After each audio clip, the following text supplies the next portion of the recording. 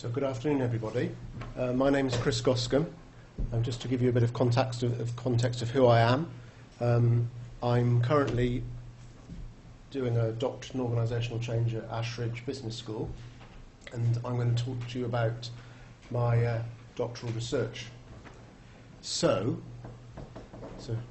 welcome. So the title of my work is about bridging, making and curating, and I'll tell you more about that, and particularly how it might fit into a world of sustainable innovation to create change. So this is a picture of a model I made on the very first day of my doctorate, and the idea of that is it shows what I'm about, I believe. So you can see there's two gentlemen talking at the top of a ladder. There's a ladder here, and at the bottom of the ladder there's a big fire, and people are talking but nobody's listening. So the heart of my inquiry is about how do you get the people to talk together to sort things out as one, rather than imagining that they can sort things out separately. The inspiration, I guess, for why I was concerned about interventions were twofold. One, I just left Shell, where I worked, ill, because I believe at that stage I didn't make my own proper interventions with the organisation and my manager. And secondly, perhaps more significantly, this is a picture of the top of the escalators at King's Cross in November 1987, after a fatal fire where 31 people were killed. And I was there on the night after as the assistant incident officer. And to be honest, the sight of a very burnt out ticket hall with CSI-like chalked out body marks makes you think, do you know what, I never want that to happen again. And certainly not on my watch. And the challenge was, I went on to manage the station and a number of others, that people who were on duty at on the night and around all said, if only I'd have had the chance to say what I think, and I thought, it wouldn't have happened. So how do you get those voices heard? And the interesting thing was, it wasn't just the voices of the people who worked on the station, but also very senior managers told me, actually, I couldn't get my voice heard either. So it's a fairly big thing. Unfortunately, it's not something restricted to the underground in my experience. This is the Deepwater Horizon drilling ship the morning after the night before, when the well exploded. You all know the story, Gulf of Mexico polluted, terrible disaster. Did you know the night before the fire there was a safety visit by 5 experts from BP and Transocean who own the drilling ship on a safety visit? And their business was to talk to the crew of the drilling ship about safety. And in their interaction with the people on the drilling ship, nobody said, do you know what, boss, I've got a bit of a problem, I'd love to have a look at it. Or, interesting, I sense something funny's going on here today. Is there anything up? None of that happened. It was all about slips and trips, people falling down things, and actually awarding prizes and for people who had good safety performance. So this intervention issue is not just limited to my sad experience at King's Cross. So turning now to my doctoral inquiry, this is a picture I drew very early on, and it's not very clear, and I don't really mind. What it is a picture of where I think I started. I thought I started around the edge, in the squiggly line, and I hoped that I'd eventually end up in the middle. Now this is very important because this is action research. And action research is a different research paradigm to practically everything we've heard today. So there's some key things about it. First of all, it responds to practical and often pressing issues. That's fine. Engages people in collaborative relationships. So it's very important that the researcher is actually working with people and being part of the research themselves. Is strongly value orientated. So I guess you may have heard some of my passion around the subject already. And also that it's a living and an emergent process. So when I started, I didn't know where it was going to end. I had no research question. I had an inquiry based on a bit of a model, and that's what I've investigated since. And indeed, I flipped the model around now, and I would say that I started feeling fairly certain about things, and as time has gone on, I now am more and more aware that what I discover and how my inquiry unfolds is an unknown to me. So This is me making. It's a critical part of my work. When I started this, I'm a historian by academic training, I suppose, and I learnt all about research questions and writing good English and making sure that you quote and get the story right. What I've discovered in action research is the absolute comfort with different forms of knowing. So there's propositional knowing, which tends to be very heady knowing. There's experiential knowing, when people are talking about what they've done and how they've done it and how they relate to it. And then also there's representational knowing. And representational knowing tends to be about artful things, and certainly in my case it's artful things, and this is me being artful, producing some of the artefacts you can see, and I'll come back to some of those later. So two critical things as I go into this. One, it's action research, so there's a question of continuing cycles of inquiry, and it's artful in its origins. So this is me coming to the end of my first year of studies, where somebody made this for me, and it was describing how I'd explored lots of places and was on a journey on a boat, exploring new places. And what that culminated in is a sort of two things, really. One was some very clear views about the people that were influencing me, and these are the two gentlemen I particularly mention. One, top left, is Gregory Bateson, who was a British anthropologist who trained at Cambridge, and he went on and did all sorts of other things. He was one of the very first people to talk about sustainability and the environment back in the 1960s. He wrote about it first. He was one of the early thinkers on cybernetics. He did all sorts of things. He particularly railed against the engineer and their ability to come to quick decisions without really thinking through the consequences. And he advocated very strongly, or believed very strongly, to look at the world as a biological system where everything was incredibly integrated and you had to look at the whole before you acted in any respect. The gentleman on the bottom right is Richard Buckminster Fuller, an American polymath born in 1897, died in 1980. Interestingly, about 5 miles down the road from Gregory Bateson, and they did talk by phone at the end of their lives. And he was a tremendous inventor. What I particularly hold on to from him is his belief about comprehensive thinking. Experts are good, but it's much better when people talk together and exchange knowledge together. Also, in his engineering, he was a very strong believer in exhibitions and curating, which I'll come to later, and it became a critical part of how he got people to interact with his work and what he was doing.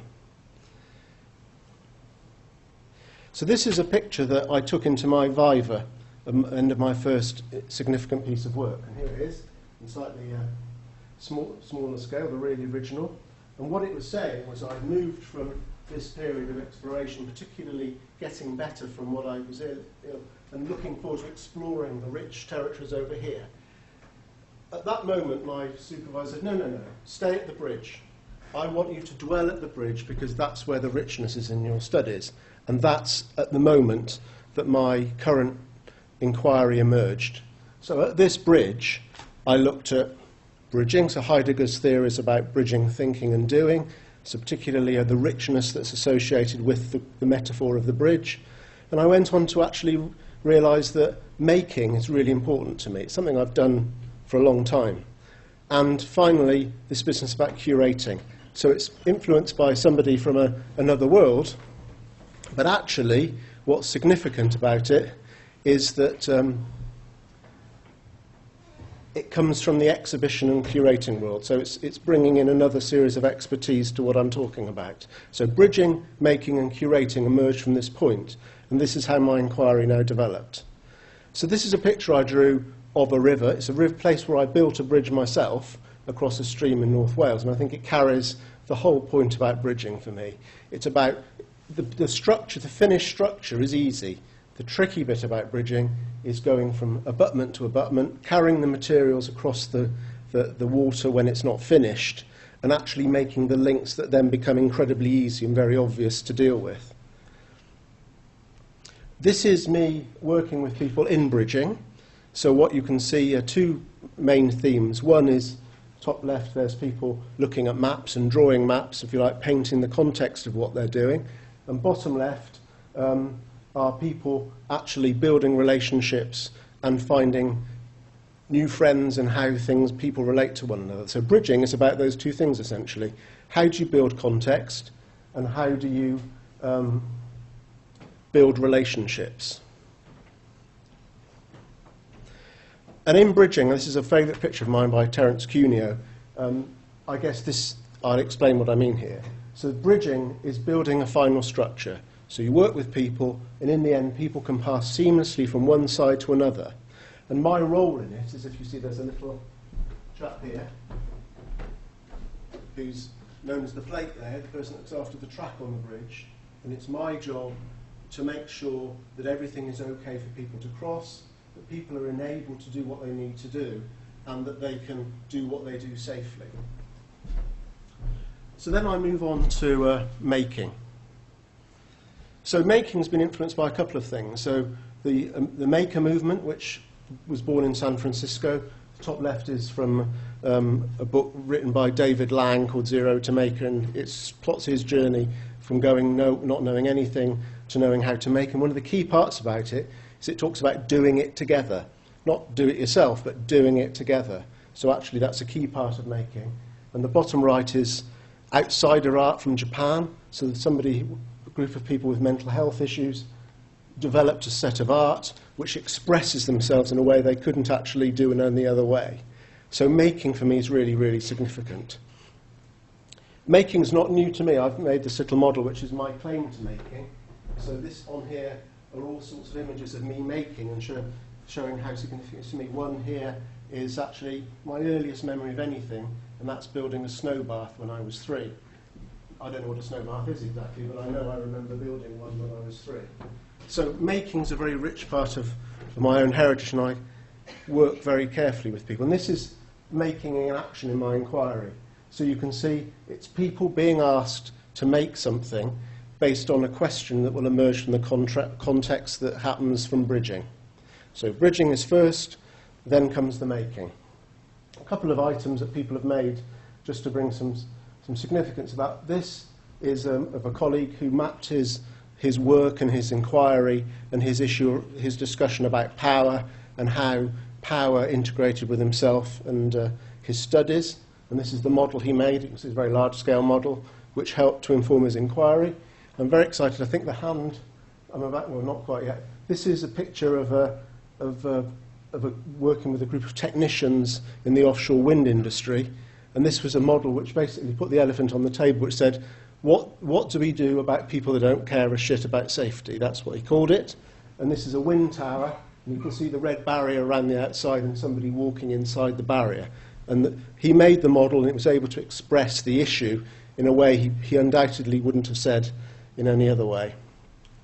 This is one of my favourites. This is a little wire tree that was made by a doctorate student at a well-known London university. And she when invited to make something that was important to her about her studies, looked at actually her fear about her studies. So what this is the tree of knowledge she made out of wire, and around it is the sea, and she's the turtle, and what you can't see is the shark about to swim in. And her concern was that actually the academic system was the shark and stopping her doing what she really wanted to do. The good thing about the story is I bumped into her a couple of days later, just by coincidence, and she told me she'd taken the shark off the model and put herself in the tree. So even through this, you can actually start to change the way things are. The theory around this comes from Winnicott, who was a child psychologist and particularly did a lot of work on what's called transitional objects, where you use an object to represent something that allows you to build friends, influence, and so on as children. And it's clear that it works in this environment as well. Moving on to curating. So curating is really, really important to what we're doing. So I guess the things I've talked about are fairly obvious, and I'm sure some of you think, well, we've all done that. Curating for me is the real extra. So curating is often, particularly modern exhibition and art things, bringing the artist closer to the audience. So this is Hans-Ulrich Obrist's exhibitions of called Do It, where he brings things from artists to exhibitions and the audience make the thing. I want to go a step further and say, actually, what if the audience made the thing and then curated the thing and the audience were a mixture of themselves and those people they want to influence. So do it is good. I guess I'm talking about doing it even more. So a couple of examples of that. Go on, change. Now, I'm very excited that the arm of the top right-hand picture, left-hand picture is in the room. So welcome, Paul. There it is. That's the arm waving. And this is Paul curating his career. And if you don't mind me saying, Paul, this is the moment that Paul said, there's something I've done in my career connected to something I talk about that I'd never, ever put together. So the act of curating it and reorganising it, if you like, was the moment that influenced Paul's career. And if you wanted to say anything, Paul, that would be super, but you don't feel you have to. Just to say that I've been doing something for a while, but I hadn't realised that I'd been through this journey myself. So it was a way to reflect on my own journey and see myself in the context of my work that I'd never had before. And the bottom, thank you very much, Ron, the bottom picture is of a group of transport planners with the results of a survey that they had curated onto these boards, and they are visiting. It so happened it was in an art gallery, but they put the exhibition of their own work in the gallery, and they're here sharing it together. And I think there's a lovely symmetry between them looking at their survey results about transport planning, and it, to every intents and purpose, it looks like they're looking at a new art exhibition, which is fantastic. So, really, there's two quotes, I guess, I bring from curating practice here. One is from a gentleman called Terry Smith, who's British and works in London, who talks about curating, allowing people to reflect on circumstances, wrestle with ideas and spark insights. And that's specifically what I want this to add to the process I've described. The second is Hans-Ulrich Obrist, who's talking about the biennial in Venice in the 80s, who talked about it being an orgy of contact and communications.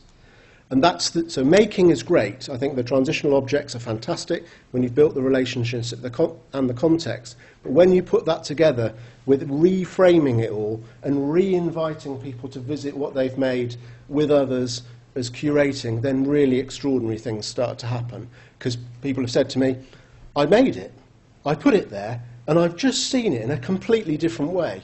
And then sharing that with potentially people that will go on and influence and make the change happen because of their different roles. And finally, this is a picture of another colleague, and this is her exhibition of her study. So these are her books. She didn't want to make anything. She said, I'd like to bring my library. And we curated her study into this exhibition. So the idea is you walk into the exhibition here, and this is the first item you see. It's actually a book on Buddhism. And it's the first time, although she talked about it, she'd actually recognised it as being part of her doctoral thesis. So again, the idea of rearranging very commonplace objects that you're happy to be with and put them in this sort of way really does shift people's minds in a quite extraordinary way. So the next challenge is I need to bring it all together. So I've talked about where's it come from, my academic credentials, if you like. I've talked about my inspiration and some of the sad safety things I wanted to deal with. I've talked about the three elements, but now I want to talk about bringing it together. And I made this very complicated model from some Lego, which I think tries to describe what I'm talking about. Because there's a danger, I talk about bridging, making, and curating, and that sounds really linear. And that's not how it is, I believe. But what you can see, if you imagine the pink bricks at the bottom are bridging, so you start with quite a lot of bridging, but there's a little bit of the curating of it. You're reintroducing information, things from people's workplace, things from people's lives. You might even do a bit of making, where you're reconstructing them in a different way, or even curating them. And then as you go through, where the dark area gets bigger, that's the making, you're still bridging, you're still doing something to help and enable the process to go along, and you're starting to do more curating. But as you move into curating at the end, where the orange gets big, you're doing a lot of curating and quite a lot of the bridging. Again, relationship building, context constructing, and even at the end, you're starting to move into implementation, where you're still bridging and curating to make that happen. So again, I want to really stress bridging, making, curating, although it sounds like a three thing, it's actually a very integrated model of the three things happening together. This is a taxonomy I was asked. I was asked to do a taxonomy at my studies. So I thought, well, I can't possibly write one, so I'll make one. And this is my taxonomy, which explains how bridging, making and curating are devised and how they work together. Put together with... Thank you. My Lego model. And also, finally, this little statue, the wire thing you've got on here, which is a system map of how it all works together, showing it's all integrated, inspired by a Calder mobile. He's had an exhibition in London last year, showing how the bridging, and this is the bridging here, supports the whole.